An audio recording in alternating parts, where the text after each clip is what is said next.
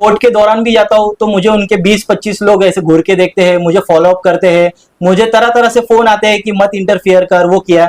तो कल मुझे कुछ भी होता है तो इसका जवाबदार सिर्फ प्रशासन रहेगा, क्योंकि ये मुद्दे पे आवाज उठाना, अगर मैं आयोग के लिए विलन हो सकता हूँ, एजुकेशन माफिया के लिए विलन हो सकता हूँ।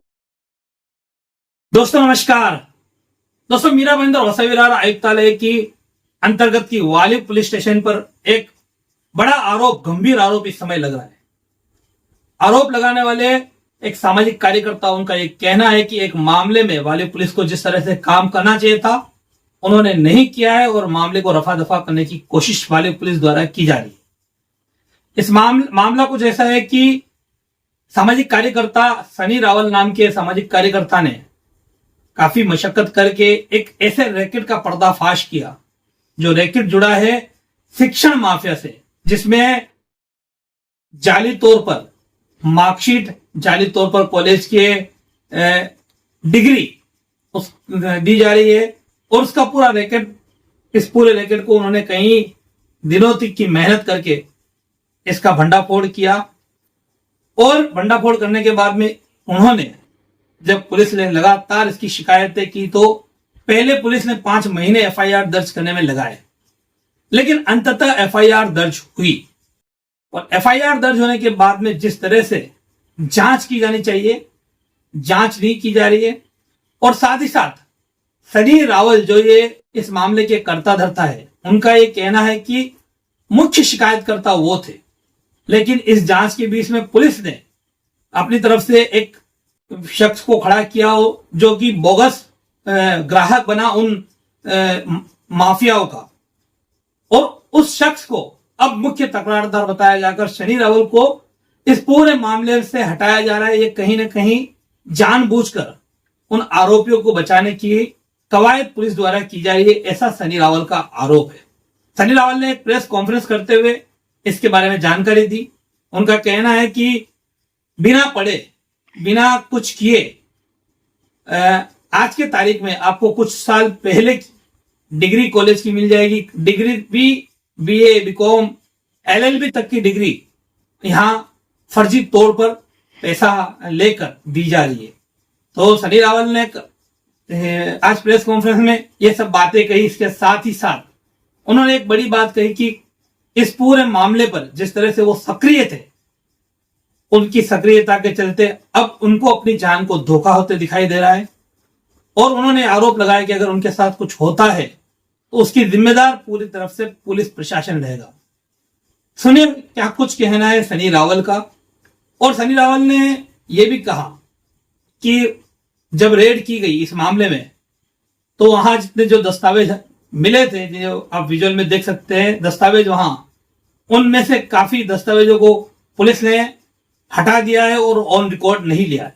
तो सनी रावल के आरोप काफी गंभीर है और इस मामले पर उन्होंने प्रेस कॉन्फ्रेंस में क्या कुछ कहा, सुनिए वीडियो में आगे। फिलहाल अभी के लिए इतना ही। नमस्कार, जय हिंद, जय महाराष्ट्र। नमस्कार, मेरा नाम सनी रावल है। मैं पिछले 2 साल से एजुकेशन स्कैम पे वर्कआउट कर रहा हूँ और इसकी तकरार मैंने पुलिस स्टेशन में भी दी थी। ना ही मुझे हीरो बनना था, ना ही मुझे विलन बनना था, बट आयोग के बायस कार्रवाई की वजह से मुझे आप सबके सामने ये एक्सपोज करना पड़ रहा है, क्योंकि नौजवान बच्चे का भविष्य बिगड़ रहा है जो इजी शॉर्टकट के रास्ते पे अपने सक्सेस पाना चाह रहे हैं। ये बड़े एजुकेशन माफियास और ये इंस्टीट्यूट के नाम पे ये बोगस रैकेट चलाया जा रहा है। इसमें यूनिवर्सिटी भी इन्वॉल्वमेंट है, क्योंकि फेक मार्कशीट पे आप फॉरेन जा सकते हो, गवर्नमेंट जॉब पे लग सकते हो, कहीं पे भी लग सकते हो, इसलिए इसमें यूनिवर्सिटी का भी सहभाग है। ये सिर्फ प्रिंटिंग तक नहीं है। मैंने अपनी पहली तकरार 24/11/2023 को वाली पुलिस स्टेशन को दी थी कि अपने हद्दी में ऐसे एजेंट लोग हैं जो फेक मार्कशीट दे रहे हैं, अनुपमा मंडल और शशि रंजन अलगू सुंदरम, इनके खिलाफ मैंने ये दी थी। फिर आयो ने अपने पर्सन सुनील पवार नामक व्यक्ति को मुझे इंट्रोड्यूस कराया गया था। फिर मैंने एजेंट अनुपमा मंडल को कांटेक्ट किया था कि इनके नाम पे ऐसे फेक मार्कशीट बनानी है। फिर 65,000 में नक्की हुआ था। फिर 4 महीने बाद, मतलब 2nd वीक ऑफ मे 2024 को ये मार्कशीट आती है, 13वीं 14वीं 15वीं बाय कुरियर। फिर मिस्टर आने को मैंने बहुत फॉलोअप लिया, बहुत पीछे लगा। फिर 5 महीने बाद मैंने इसकी तकरार देता हूँ 15/10/2024 को जोन 2 को कि आयोग अपने एटीसी को सफलता मिली है, बट फिर भी इस पे कोई एक्शन नहीं लिया जा रहा है। फिर 17/10/2024 को इस पे एफआईआर होती है और इसमें अनुपमा मंडल को आरोपी बनाया जाता है। फिर इसके बाद मतलब 5 महीने लगे डिले एफआईआर होने के लिए। फिर इसके लिए मैं बहुत फॉलोअप लिया, हर बार मुझे गुमराह किया गया, हाँ करते हैं अभी करते हैं। 9 महीने बाद इस पे रेड कंडक्ट किया जाता है, मतलब 5 महीने लगे एफआईआर होने को और रेड करने के लिए लगे 9 महीने। फिर रेड के दौरान मैं खुद आई विटनेस था, उसमें पहले मेरे इसके अंदर एलिगेशंस कुछ ऐसे कि पहले तो 5 महीने और 9 महीने, ये 14 महीने का डिले प्रोसेस हुआ क्यों। दूसरी ये चीज है कि बायस एक्शन हुआ गया कि पहले एक अनुपमा मंडल एक एजेंट को पकड़ा गया, फिर संगीता जैन को पकड़ा गया, फिर श्रद्धा आरेकर को पकड़ा गया। ये जो एम्प्लॉयर एजेंट है ये तो खुद ही बोलते कि हम थोड़े पैसे के लिए करते 10-15 हजार के लिए, मगर एट दी प्रेजेंट जहां पे जो इंस्टीट्यूट का मेन ओनर है कल्याणी इंस्टीट्यूट मीरा रोड, जहां पे ये रेड कंडक्ट हुआ था, उसका ओनर जो दीप भल्ला है वो वहां पे प्रेजेंट था, तो वहां पे उसको छोड़ा गया था, उसको अरेस्ट नहीं किया गया था। और सेकेंडली चीज आफ्टर बाद में उसको प्रेशराइज हुआ कि ये लोग एजेंट पुलिस कस्टडी ली तो इनके साइड से भी प्रेशर होने लगा कि हम तो एजेंट है, आपने तो जो मेन है उसको छोड़ा गया। फिर 4 दिन बाद जो मेन है उसको लाया गया था, और उस दौरान उसका जो लड़का है रवि भल्ला, उसको भी पुलिस से दौरान मेरे को सूत्रों के हिसाब से उनको भी मदद दी जा रही है, वो अभी तक अरेस्ट नहीं किया गया, जो मेन मास्टरमाइंड है जो इंस्टीट्यूट चलाता है। दूसरी ये चीज कि इसके अंदर सीजिंग मतलब ऑन रिकॉर्ड 50 मार्कशीट सिर्फ दिखाई गई है, वो भी 8 यूनिवर्सिटीज की, वो भी सिर्फ बाहर के राज्य की, महाराष्ट्र के भी थे वो टाइम पे, मगर महाराष्ट्र की एक भी ऑन रिकॉर्ड नहीं दिखाया गया। लेटर हेड्स मिले थे साइन किए हुए, स्टैंप लगाए हुए बहुत सारे यूनिवर्सिटीज के, वो तक ऑन रिकॉर्ड नहीं लिया गया। पूरा बक्सा भर के स्टैंप मिले थे यूनिवर्सिटीज और अदर इस सब चीज के, उसको भी ऑन रिकॉर्ड नहीं लिया गया। कहाँ मिला था, कहाँ का जिक्र कर रहे हैं आप, उस वक्त थी क्या? मैं खुद आई विटनेस था, मैं खुद उस दौरान रेड के वक्त था, क्योंकि मुख्य तकरारदारी में हूं। बट उस पे भी आते हैं कि एफआईआर के अंदर भी मेरे स्टेटमेंट अल्टर किए गए, क्योंकि मैं अब तक 7 एप्लीकेशन दे चुका हूं इस स्कैम से लेके, क्योंकि मैं उजागर करने वाला ही मैं हूं। बट आयोग के दौरान मेरे स्टेटमेंट में भी मुझे आफ्टर द रेड मतलब जब एफआईआर हुआ 9 महीने बाद मुझे साइन करने बोला जाता है मेरे स्टेटमेंट पे, मैंने साइन करने से इनकार किया क्योंकि मेरे स्टेटमेंट में भी अल्टर किया गया था। तो जो सुनील पवार नामक व्यक्ति जो उनका ही बंदा है, उसके भी स्टेटमेंट और जवाब के अंदर उसमें भी काफी अल्टरेशन किए गए थे, और ऐसा दिखाया गया कि सुनील पवार ही फिरियादी है, मतलब ये उजागर करने वाला मैं, बट दिखाया सुनील पवार जो उनका ही व्यक्ति है। दूसरी ये चीज है कि पंचनामा के वक्त भी उनके ही अपने लोग थे। दूसरी चीज 22 जुलाई 2025 को 4 दिन बाद रेड के दीप भल्ला को कोर्ट में प्रोड्यूस किया जाता है, और अभी तक उसका लड़का रवि भल्ला उसको अरेस्ट नहीं होता है, और वही मास्टरमाइंड है जो कल्याणी इंस्टीट्यूट चला रहा है। और मेरे सोर्सेस के हिसाब से एडवोकेट भी उनको आयोग के ही फ्रेंड दिए गए हैं। एडिशनल सीपी को मैं इसके 28/7/2025 को मैं इसको एडिशनल सीपी को भी पत्र देता हूं कि ऐसा ऐसा आयोग ने किया है, और इस दौरान ऐसा ऐसा मतलब बहुत बायस चीज हुई है। बट वो नाम लेते जाइए, हाँ, सीपी का आयोग कौन है, उनका नाम जरा मेंशन करते जाइए। आयोग मिस्टर संदेश राणे, और वही फिर से वो तकरार वो वाली पुलिस स्टेशन को ही जाती है।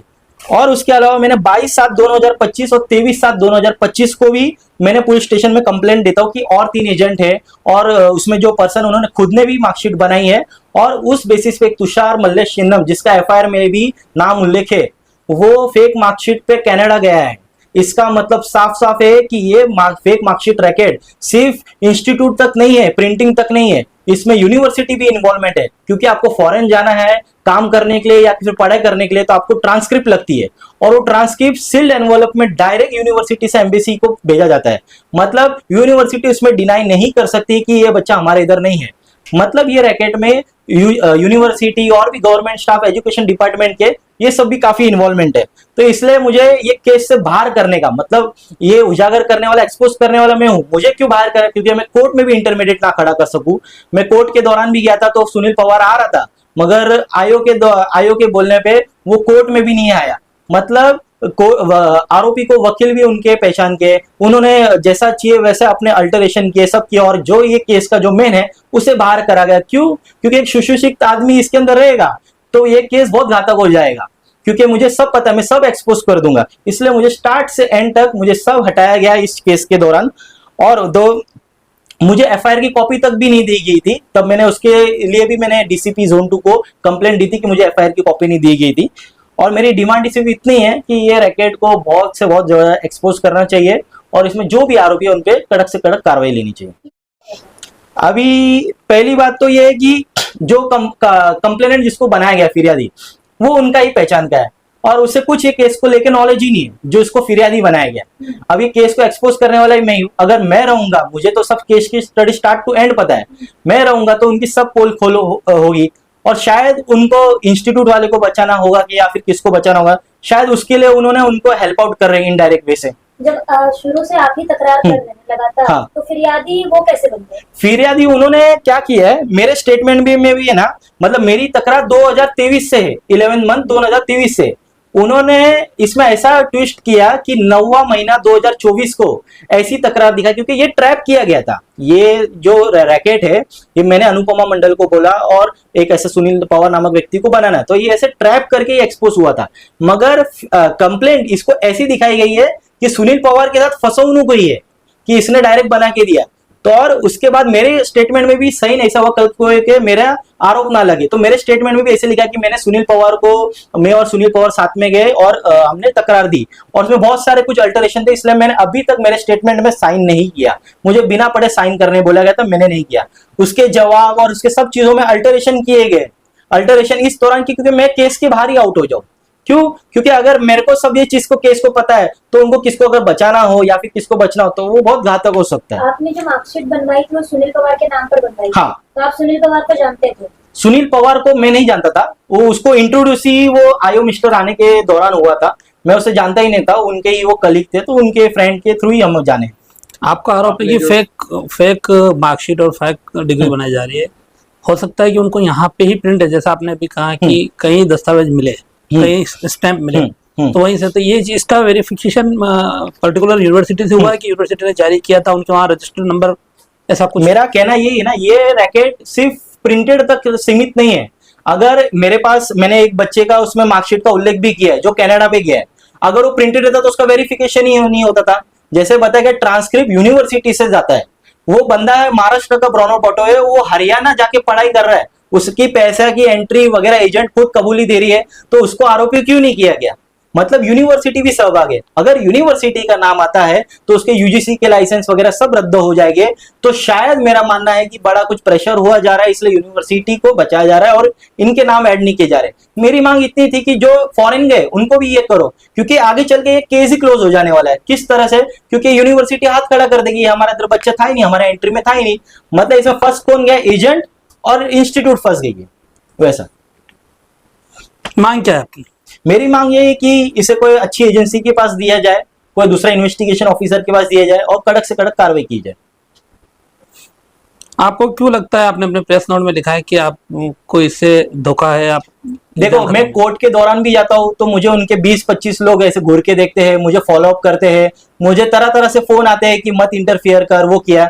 तो कल मुझे कुछ भी होता है तो इसका जवाबदार सिर्फ प्रशासन रहेगा, क्योंकि ये मुद्दे पे आवाज उठाना, अगर मैं आयोग के लिए विलन हो सकता हूँ, एजुकेशन माफिया के लिए विलन हो सकता हूँ, मगर उन तरुण बच्चों के लिए मैं हीरो बन सकता हूँ जिनको ये ट्रैप में ना फंसे, वो डरे कि नहीं यार कल को हम भी फंस सकते हैं। और इजी सक्सेस नहीं होती, लोग अपना मेहनत करके पढ़ रहे, सिर्फ लिटरेट सिर्फ पन्ने पर हो गए, हकीकत में वो इलिटरेसी में भारत आगे जा रहा है। हमारे चैनल सैफ न्यूज लाइव पर अपने व्यापार और सेवा से संबंधित विज्ञापन प्रसारण हेतु दिए गए मोबाइल नंबर पर संपर्क करें।